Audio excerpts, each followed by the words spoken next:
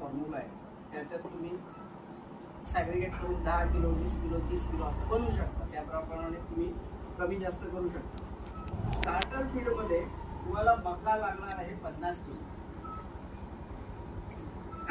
Rice polish लागणारे 10 kilo, शेंगपेंड लागणारे 10 kilo, सोयापेंड लागणारे 10 किलो, सुकी मच्छीचं जे वेस्ट आहे ते लागणारे 8 किलो, खनिज मिश्रण म्हणजे मिनरल मिक्सचर पावडर आणि लाईमस्टोन म्हणजे चुना दगड यामध्ये आपण वापरत नाही, अर्धा किलो लागणारे मीठ. हे सगळं मिक्स करायचं, ग्राइंड करायचं. किंवा या सगळ्या गोष्टी तुम्हाला बारीक समजा मकाचा भरडाच नको लागेल, तुमच्याकडे ग्राइंडर नसेल, दगडटी नसेल, मका भरडायचं नसेल, पेंडी फक्त तुम्हाला हाताने कुटून बारीक करायला लागतील. जे मच्छीचं वेस्ट असतं ते तर बारीकच असतं. हे सगळं मिक्स करून तुम्ही हे खाद्य आपल्या पक्ष्यांना देऊ शकता.